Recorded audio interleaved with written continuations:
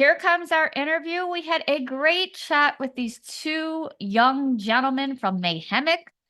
If you haven't checked out Toba's yet, definitely put that on your to-do list. I think these up-and-comers may very well be on a lot of album of the year lists. They really schooled us on what it's like in Chile. It's a Yeah. really good interview. Yeah. So I was surprised. yeah. So check it out. Nice cut. Mhm.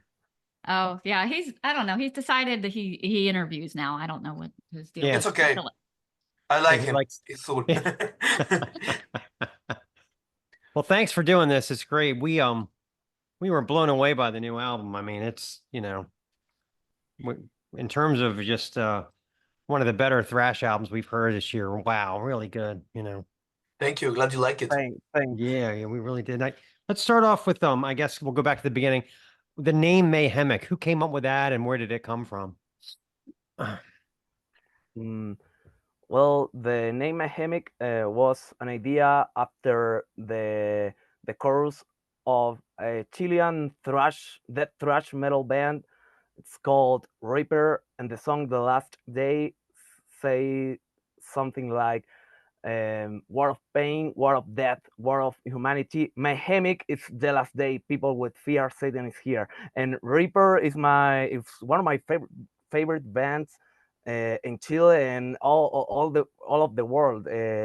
So when I was like 16, 17, I was crazy with that lyrics. So at the time that we started with Mayhemic, I was trying to find a word which describes the intentions that we have with the music. It's like, yeah, we try to play faster than creator, but with that essence in the vocals, principally that has a lot of influence of black metal. So the word Mayhemic, I thought at the time that really catch that energy and concept.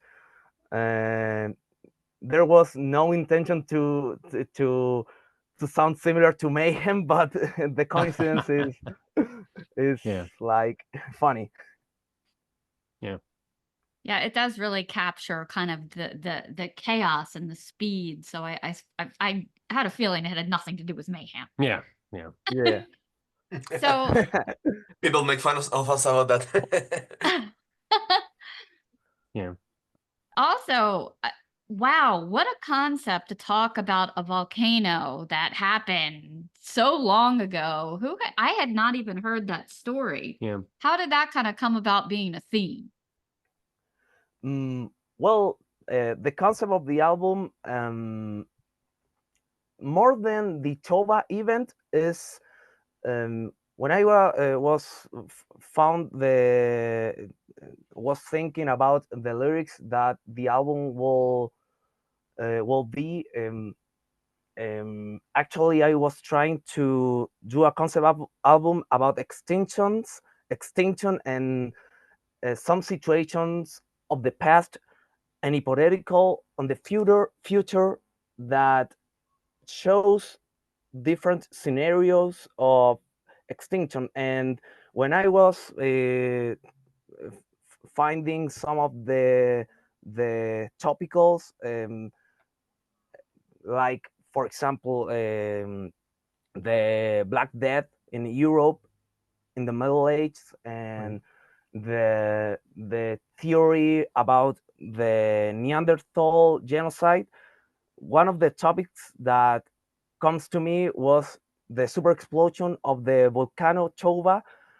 And the thing that is so special for me about this scenario is if this scenario really happened, like the most Nacho, ayúdame, como lo que los científicos ponderan como lo más brígido, Nacho.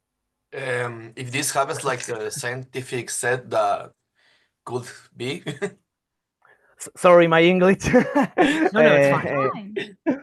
That was the situation that put on the in the human race in the most dangerous place. It's like when the Choba event occurs, there was like I don't know 1 million or 10 millions of people between Neanderthals and Homo sapiens on the Earth. But at the moment that Choba volcano explodes, there was only like 1,000 people or Wow. 10,000 people on the Earth.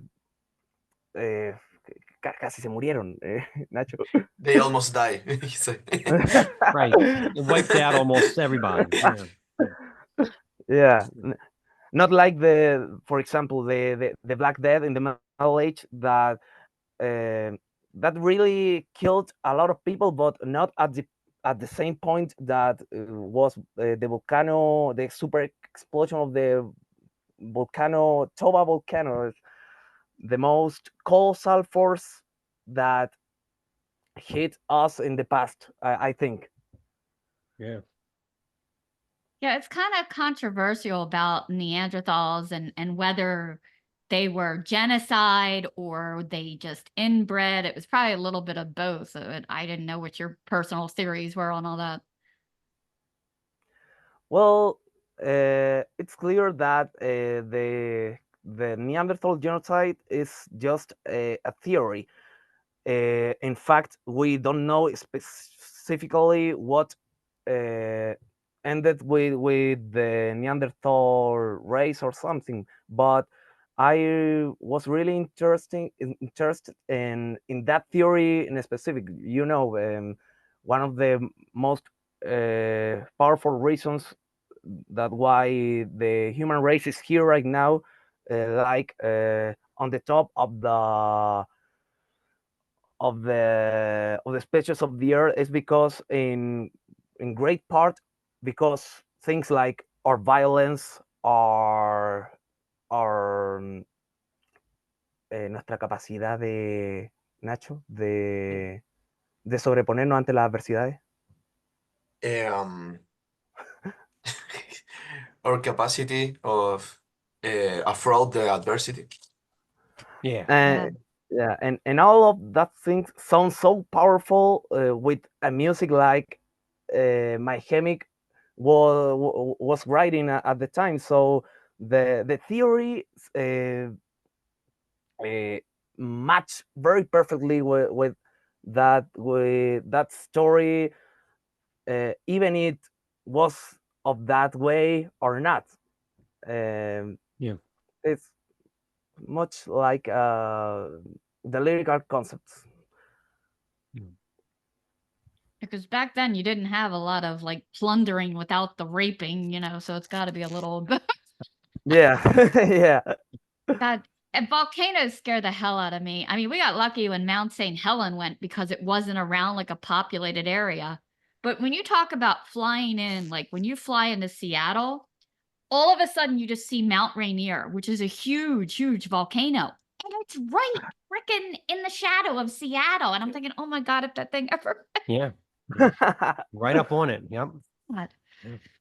Although they say it's not likely, but I don't know. I'm not going to be living by any volcanoes at any No, Yeah. I imagine it's so scared Yeah. in that way.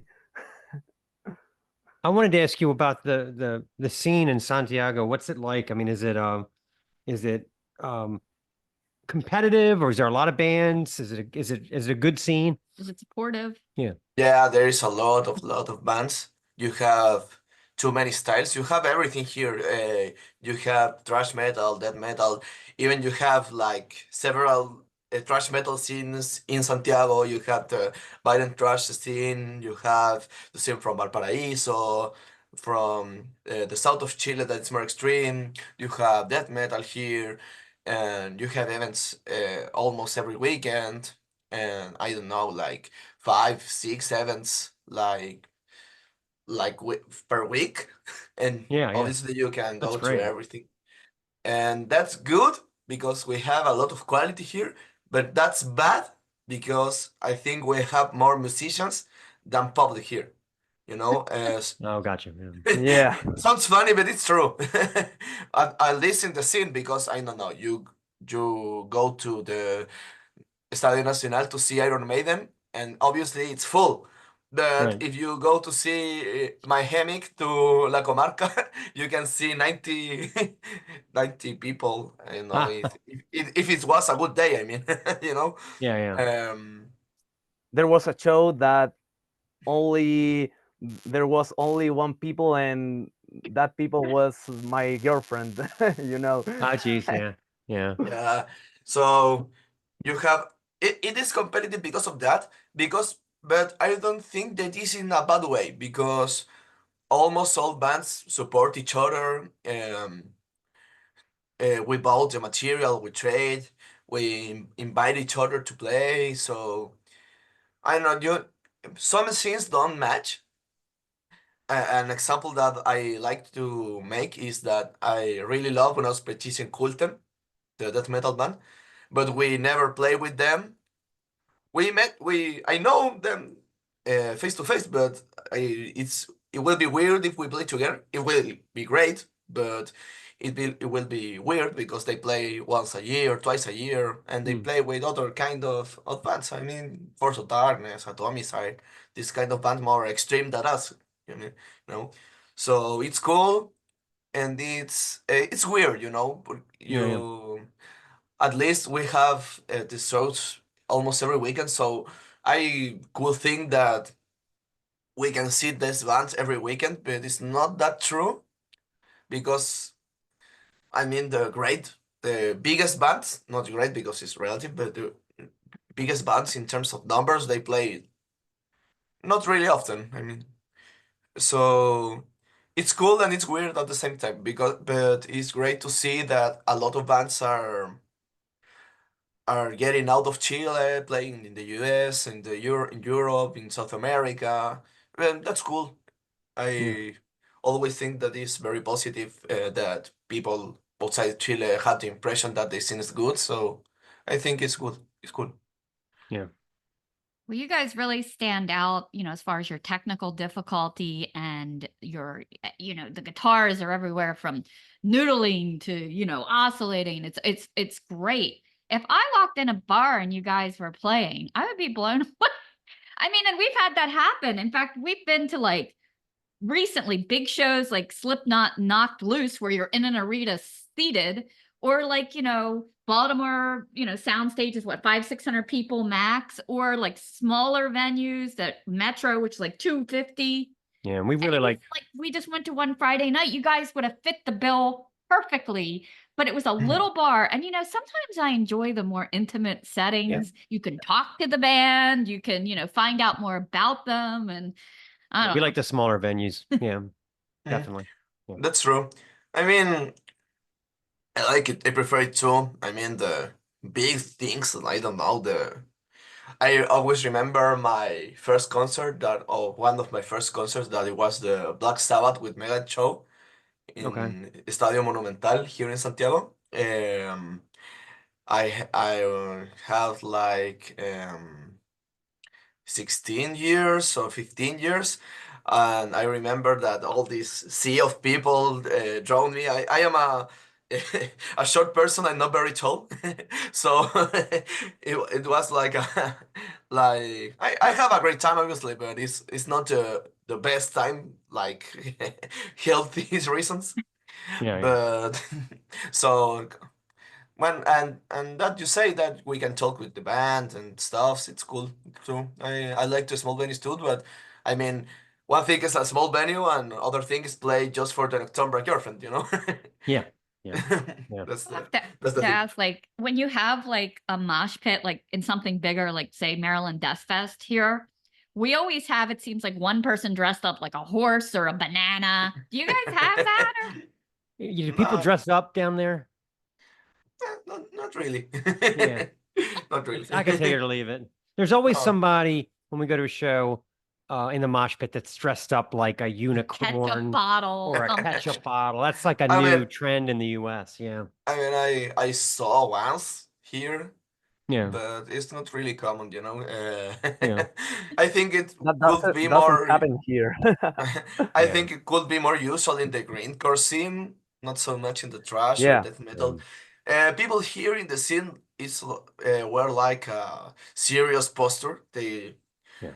are these people is like he look like that and cross Yeah. arms, Yeah. and you know, it's Yeah. not always that. Yeah. Arms Yeah. crossed. There is a lot of people thinking that like a show and fun and stuff, you know. Maybe in grindcore scene, that's why I think the most little guys prefer to go to the grindcore shows because it's more fun, it's more cheaper. Yeah. They are with their friends. They can see. I mean, 30 bands in one day playing 10 Yeah. minutes. It's not my Yeah. scene, but it's clearly more friendly for people who wants fun. In the That the metal fan trash metal.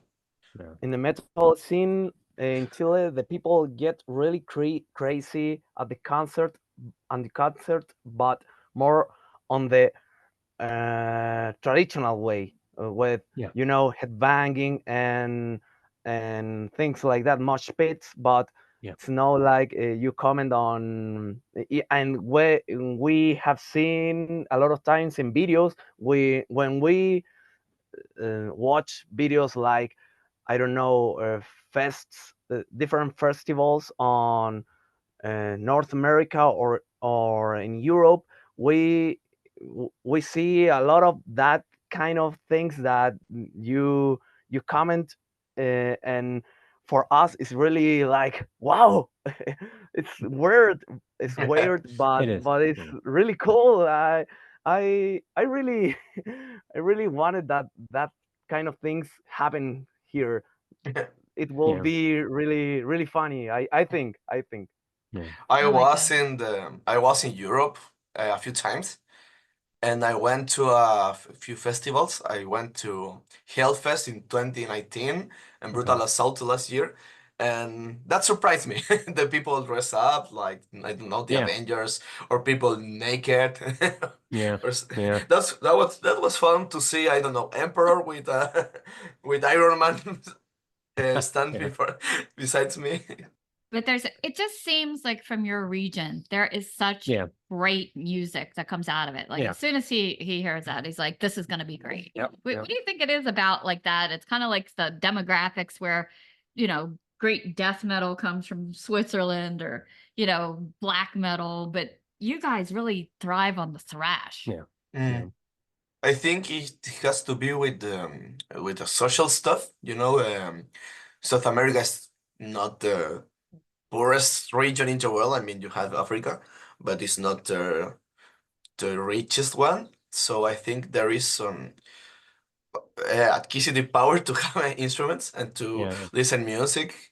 But we have hits, I think, with well, we as region, I mean, no, we as Nocturne Night, there is a rage for the government politicians, you know, because of the pico en el ojo, we say in Chile, the dick in the eye they put to us. Okay. You know, the South American are most of the corruptors politicians in the world, so I think there is a lot of rage because of that, social rage especially. Um, and the streets, I mean, Chile is not the most dangerous place in South America, but is I think is more dangerous than the US or Europe, you know. Yeah. So being the streets is more aggressive, like being in other places.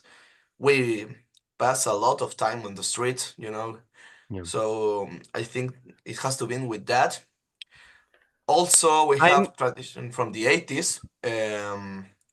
We have old bands like Pentagram, Atomic Aggressor, Sadism, Necrosis, Warpath. So we have some tradition of old bands. So most of the first bands like the Chilean people listen were death metal or thrash. The more known scene is thrash or death metal. So I think that's because of that. We have a lots of bands of thrash and death metal, you know, Yeah. because of the tradition and the social stuff that I say. I agree. I'm with the microphone in silence, just recently, but recently sounds a lot of gunshots just ranches outside here. That's a warning that drugs have arrived in the city. Oh, wow. Yeah. Yeah, that's common in some neighborhoods. In mine, it's not, but you know, there is a lot of neighborhoods that you can hear gunshots and stuffs. Wow. Yeah. Yeah. Mm. I live in We're a in dangerous Baltimore, and place. everybody always associates us with The Wire. And I'm like, yeah, it's not really that bad. No, it's Yeah. not. I mean, you can live in South America. It depends of the neighborhood, you know. But I mean, I live in a very secure neighborhood, you know.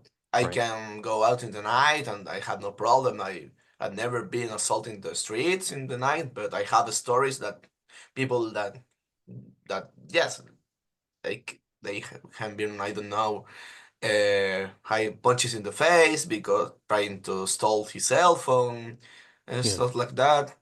I insist, Chile is not the most dangerous place in South America, but it is more than other places, you know. Yeah. It's not that So you can go out to the streets. I mean, I don't think of that, Right. but Yeah. it is a little bit. Yeah. I think any big city has a little bit of its pitfalls. You just got to kind of know where to stay out of. Yeah. Mm. I think so. Yeah.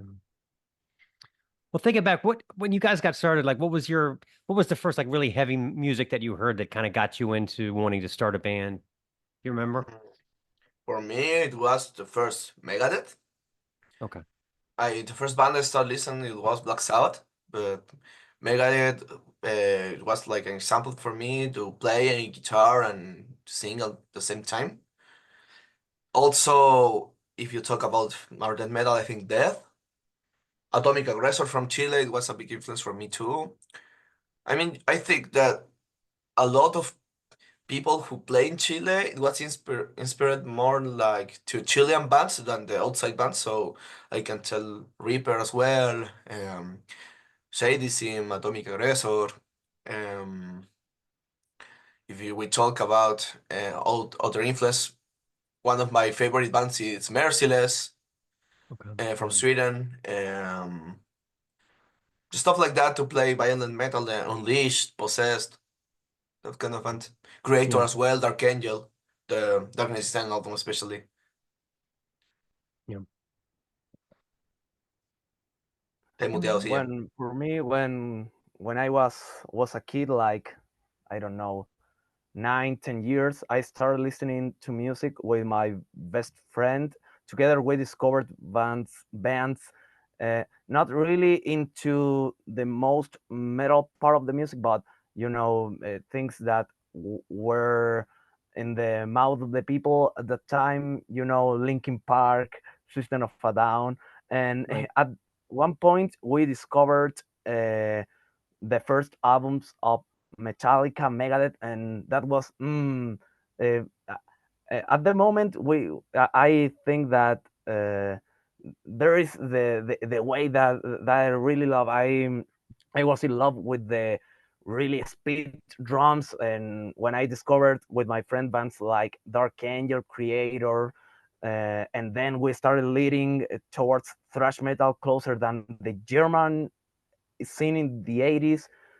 Bands like Necronomicon, Sodom, Destruction, Exhumer. At that moment, when I was like, I don't know, uh, 15 or 14, that was the moment that I just say, uh, I need to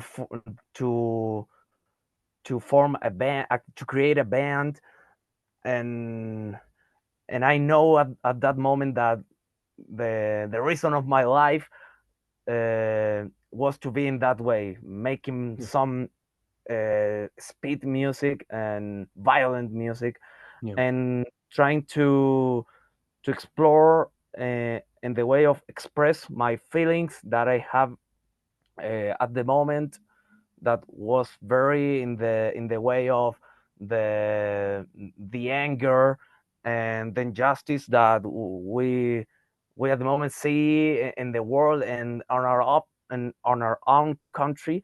That was the kind of lyrics in what I wanted to express. and now I'm 28 years old, and I was in the same way that was uh, in the 14 years old. Yeah. I understand that. Yep.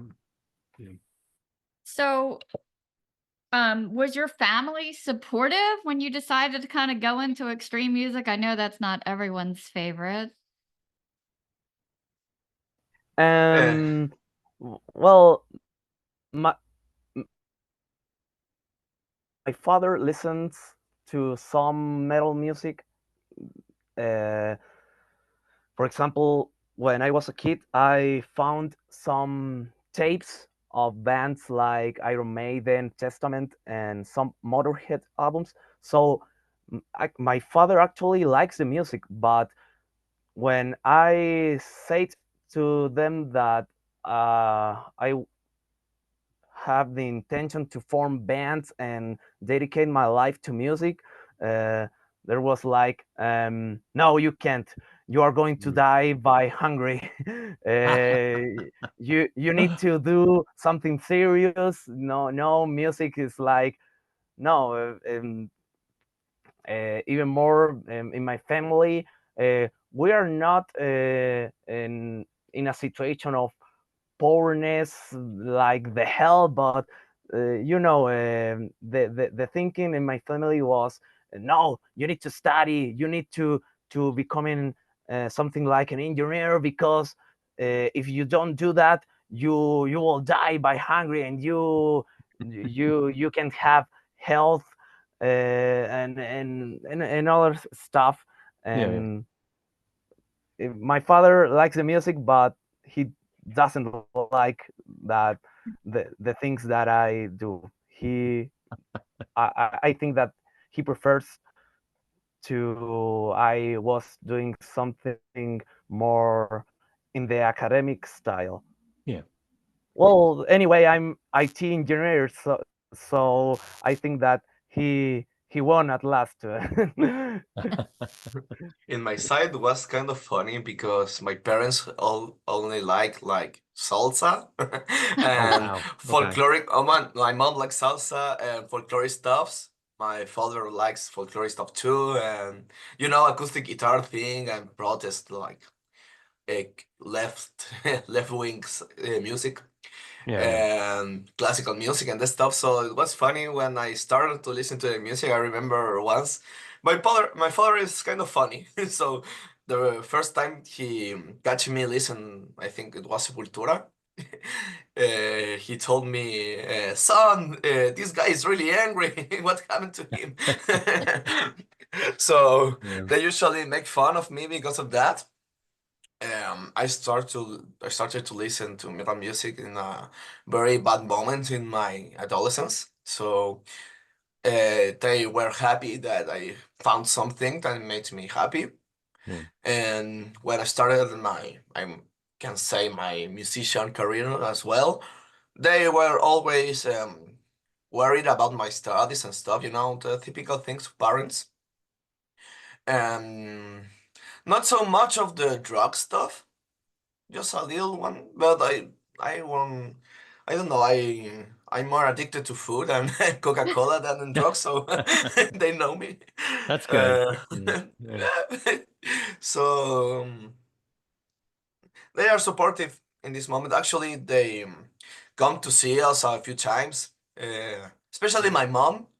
My dad went like I think once or twice, but they are supportive with me and they're happy that we are having a good time with music in this moment. Just worry about the studies and stuff, but I think it's normal. Yeah. Yeah, our neighbors are always like out back playing like mariachi music and stuff, and then we're at our fire pit blasting you guys. I know they're like, what are they Yeah. doing? Exactly. Yeah. Wanted to ask you what the bands, the names that you guys, do you pick your own names or For your stage name. for your stage names, or are Mhm. they assigned? Like, how does that work? Each one picks their own names. I pick it because I really like for two reasons. One is I really like doom metal too. It's like the opposite, but I like it too. And for the character of Doctor Doom, I'm really fan of Marvel comics and movies. So Ah, okay, yeah. I'm fan of the Fantastic Four. It was pretty obvious, like for me, to choose Doom. Magellis, the best player chosen is because mechanic stuff he played in the airport when he put Really? his name. So he saw it in the in a console and he Okay. decided to put it that way. We discovered that recently when we we were getting up to the plane in for the Bolivian tour and he told us. I don't remember why Leviathan put this like this, but yeah, each one chose their own line. That's good. I love the idea of like, your persona coming out. Mm-hmm. So, I mean, it's not a secret I mean that my name is Ignacio and his name is Javier, but I think it can give some old essence, and I mean, we saw our idols to do that, and we wanted to imitate this because I don't know it's part of the style of the thing. It's more attractive to see Doom than to see Ignacio. I mean, yeah. but it's not that we are trying to keep our identities like a secret because today with the internet is it's not possible, Right. Right. But it's cool. I think I like to do that. It is neat to kind of have like, kind of like to put on your stage presence and kind of become, it's Yeah. almost like a little adds a little theater to the whole thing. I love it. Yeah. Yeah. How do the guys from Death Spell Omega, how do they pull that off? How do they, nobody knows who they are. I mean, and they've been around forever. I don't know how they do that. It's because they're French, I guess. I don't know. No. I think there are some people that the identity has revealed. I'm not really into that spell Omega, but I think their singer is Minko Aspa. His name is. I don't really know. That guy is Nobody from knows Sweden. for sure. No, I mean, I Yeah. just from an anonymity, from being anonymous. But I think it's cool that they've been able to stay a mystery for so long. yeah, but they don't play live. I mean, Right? that They don't play live. we like to play live, so it's impossible, If you don't want to play live, okay, Yeah. but if you want to be in the stage with the people, come Yeah. on, it's not right. really possible. That's true. Although, Yeah. God, we went to see Wolves in the Throne Rooms locally, and it was so dark on that stage. I could have tripped over the singer later on the way to the bathroom. I wouldn't have known who he was because you could not Yeah, see their they're faces. kind of borderline anonymous. They kind of don't want you to really see them. So. It was like, That's a good way to put it. Okay. Man, I don't know. We never think when we always want to play outside of Chile, but we don't really think that is the main way to play to us. You know, we play like most of the time in Santiago with the people that all already know us. So Yeah. I don't know. It, it's not really possible to us even if we wanted to. That's really cool. That's very interesting because in the US it's all about the costumes and the masks and the stage. Like that's kind of where everything's going. And it's cool that you guys are still old school where you're just, it's just, the bullet belt and the hair and it's about the music and being genuine. I think that's great. yeah. It's great. Yeah. Yeah, we like it too. Chains and Yeah, yeah. leather. So tell me a little about the concepts for Mortuary Feast of Skeletons. I love that album. It looked like almost like zombie skeletons devouring. Yeah, yeah. At the time that we do the stuff for Mortuary Festival Skeletons was a time when, well, Mayhemic was formed at the time with a solid lineup, but we don't really know where was the way that we wanted to cross. For example, right now we know that we like to do stuff that talks about Neanderthals and catastrophic events. But at the time, we don't know if we wanted to make our lyrics sound like in the satanic way or Right. in another topical. So Mortuary Festival Skeletons is more than a try to to to decide what was the way that we was going to keep. So you have songs that like Shaking Ground that talks about things like ironically was on Ah, the album. Shaking Ground talks about uh, earthquakes and things that that happens in, for example, in Chile. Chile is a country that have several earthquakes. In the Richter scale, Cool.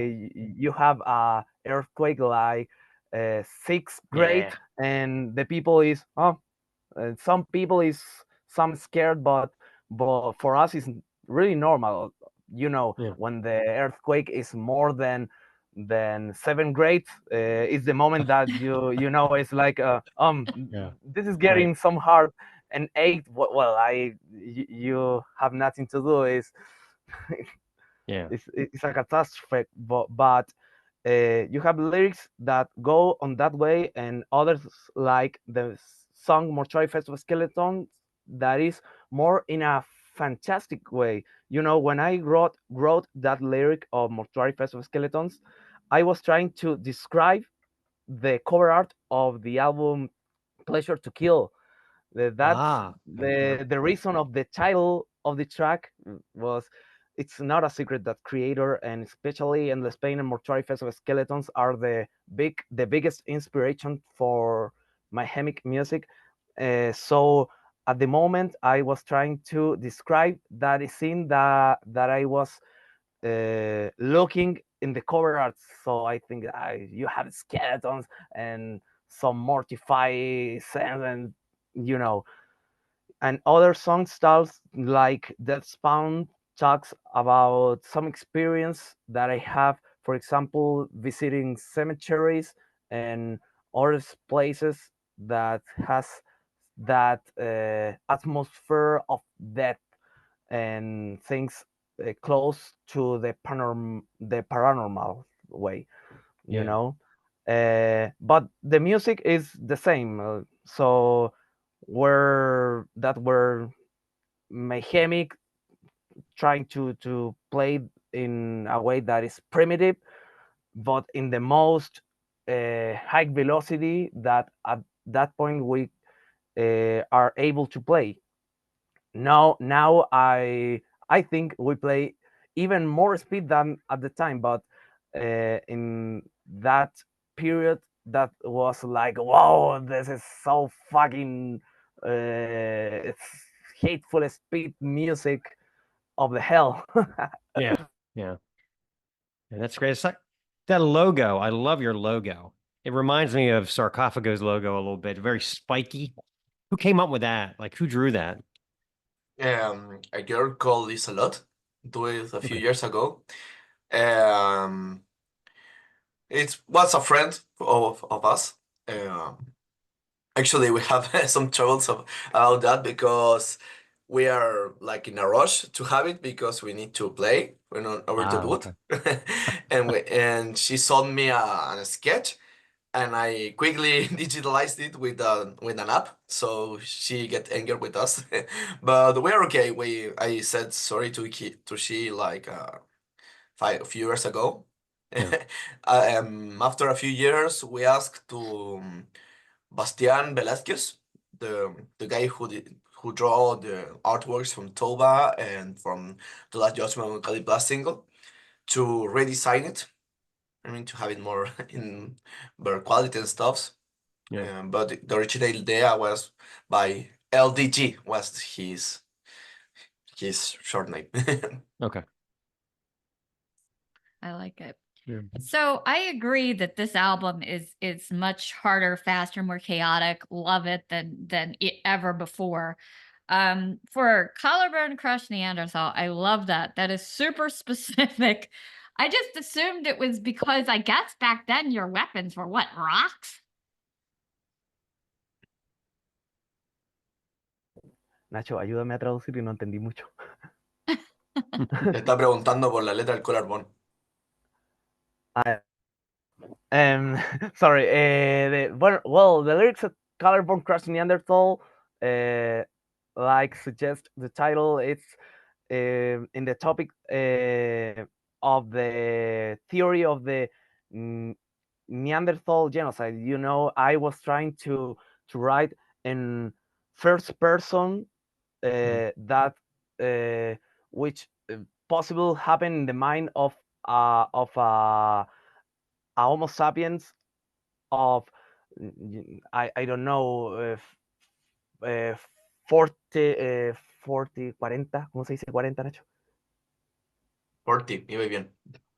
40,000 years ago that was living with and against Neanderthals. You know, at the time, the population of Neanderthals and Homo sapiens were like living together, but now here and here, and also mixed, but the Neanderthal population was some kind of uh, has less able to make happen their violence than us. We were more violent, more taller than the Neanderthals, and at some moments, like the last glaciation, the competition for the food and other resource that helped people to survive.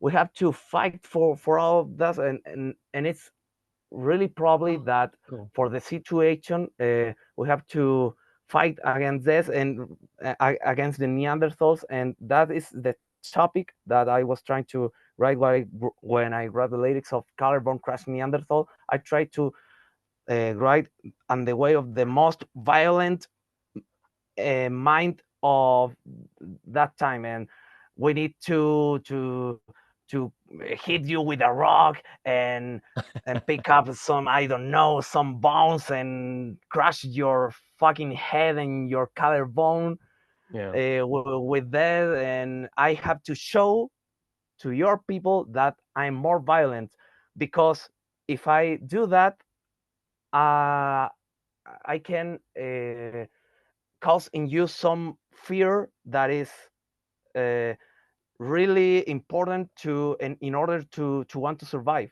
You know. Yeah. Yeah. Yeah, back then it wasn't like you could stand 1,000 feet away and hit them with a gun. I mean, everything was like hand to hand combat Yeah. in your face. You know, definitely who was stronger Yeah. or And smarter. I thought you did a great job with the lyrics too. They're all in English. I know that must have taken a long time to do that. They came out really good, you know. Thanks. I'm glad that you like the lyrics. Mhm. The great desafío, the great challenge for me that is, well, you know, today we have a lot of tools like Google Translator and our Oh resource. yeah, yeah. My English Yeah. is I always try to get better in my English, but I really have difficult issues with it. So it It's not easy. it Yeah. always was my great challenge for do the lyrics and try to not lose the sense that I put in the lyrics when I Right. translate the ideas from Spanish to English. Yeah. This is a real challenge, Yeah. but it's funny. I really enjoy it. I use Google Translate quite a bit myself. Yeah. Oh yeah. Yeah. Yeah. So for Valley of the Thundra, I really like it. It's really quite a bruiser. Who decided to include Oregon also? I think it's a neat fit. Oh, okay. Well, Valley of the Tundra, born under the idea that okay, Mayhemic is so fast, so brutal, but we are going to write the first album, and it has to be special. So yeah, I wanted to write the music so fast, but when you have too many fast songs, it will be so hard to eat and Yeah, yeah. to Consume, yeah. process that. And I really wanted that the album, in contraposition of the previous material, I really wanted to have more variety of musical stuff. And so I think, well, I need to write a slow song, but it needs to sound really brutal as well. Uh, Even it's not in the speed way. So okay, I tried to write some riffs, and when I was on tan tan tan tan tan tan tan tan tan tan tan, I think, well, this is so heavy. It's like uh, Black Sabbath in the era of with a time machine, and Tommy Yummy says, "Oh, I'm going to write a rave in that way." And when I got that idea, well, I don't know if I I have be able to create a rave uh, compared with the great mind of Tony Yummy, but I try to write in the way of extinctions. I think, okay, this riff is heavy, and gave me a sense of cold. And well, I'm going to write about the last ice age, and the lyrics are focused on that way, and the glaciations and the struggles that the humankind, both Neanderthals and Homo sapiens, have to fight against when was the periods of glaciation. And that's the reason because I choose the title for songs Valley of the Tundra, that I know it's some kind of uh, vegetations that only grows extreme in the extreme cold temperatures, in the Arctic and Right. the hemispheres. Right. Yeah. That makes sense. Yeah. Um, Yeah, I really like the effect of both, like with Toba, how it kind of starts off kind of slower and builds. It's like you can feel the explosion. Yeah. I guess that was done on purpose. Oh yeah, I'm sure.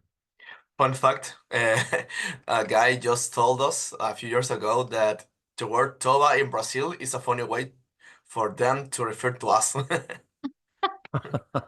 We figured out that like few days ago. Our album is now called Anus. It's funny. All right. Well, we play a game on the show. Okay. So hopefully you guys will have fun with this. Okay. The game is called Blaspheming Monikers. Okay. And the way it works is I have 5 band names on this piece of paper, right? One of them is fake. One of them is not a real band. So you guys are going to guess which one is fake. Okay. Does that make sense? Okay. Here we go. Yeah, we understand. Okay. Perfect Monster, Shovel Monster, Melody Monster, Rock Monster, and Bog Monster. So, which one of those do you think might not be real? I think Rock Monster. I will say Good Rock Monster job. too. I He will got say it. Rock Monster. He got it. That's right. I got it. Right out of the Hey, block. I Very win. good. Very good. Yeah. Perfect Monster is hard rock from Portland. Shovel Monster is groove metal from Phoenix. Horrible name. Terrible. Melody Monsters from Brazil. They are crossover thrash. And then Bog Monster is Doom from Australia. So very good. Very good. You know your metal. Yeah. Lots of Metal till monsters. the end. Yeah. So it looked like you guys had a festival coming up in October, the Heart Attack Festival. What were you looking forward most to doing or checking out there? Well, we are going to play with our friends from Bolivia, or from Nexus and Bestia. We were on tour with them recently. So for me at least, one of the most fun things to do that is to saw them again. Yeah. Also, it's the first time that we play in Arica. We had never been to the north of Chile before, just in Santiago, Valparaíso, and Concepción. So, and well, also we are going to play with cool bands from here. We had never played before with Misericor and or Acero Letal. I listened to those bands from that I was a teenager. Yeah. So, you don't need to imagine a big fest like the US and Europe ones. They call fest because there is a lot of bands from outside Arica, but it surely will like a small venue thing and really cool, intimate stuff. Good. Most of the shows here is in that format, with a lot of bands in a more of 1,000 people venue. I mean, the venue can afford that kind of people, but not necessarily will become a 1,000 people, But that's like the usual format here in Chile. A lot of bands, usually an open space, but not always. So How long do they usually play? Like, does each band play? Is it like half an hour, 45 minutes? How long do you get to play? something like this, yeah. Like that? Okay. It depends on the band, Yeah. It's not the same thing, a new band that it have only a demo, a 20-minute demo. That bands like I mentioned Kulten before. Kulten had like 10 albums, so it's not the same. So, but yeah, usually 30 minutes, 45, something like this. Yeah.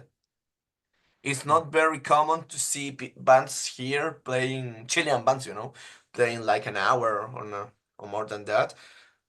There is some shows in a bar called Mi Bar or Bar de René that they had that format of show, and in Mi Bar you can put only two bands. It's not really common in Chile to see that. Okay. To have more extensive shows and with a great sound, I think it's the best sound venue in Santiago at least. But it's not very common. Actually, I been in the bar yesterday. I saw Mortajas. It's a doom band from Valparaíso, and Lux Ferre. It's I don't know, it's like Alcest. I didn't know them. I was invited by the Mortajas bass player, but it's cool. Yeah. I think a festival like that is a great jumping off place for you guys because the way you sound and the way you don't sound like anyone else, I think it's a great place to get discovered. Maybe have an older band take you out with them. That'd be perfect. It will be cool, yeah. Actually, we're planning to do our first tour in Europe. We're in talks. Well, it's like the label wants to us to tour with Sihin, our friends from Sihin. I hope it can be possible. I don't know it will be. I hope so. But yeah, it will be cool. I don't think we can tour alone. But yeah, it'd be great to, exposure's everything, and then someone's going to pick you up and you're going to end up at Maryland Death Fest over here. I can feel it. That'd be great. Yeah. Also, actually, our drummer plays in the last edition with River. Okay. Oh. He said it was the best day of his life. That's great. Yeah, it was really good. Well, I hope to see you guys over here within the next couple years. Keep on doing what you're doing, and I believe it will happen. You guys are great. Thank you. Yeah. This is the Snaggletooth Extreme Metal Podcast.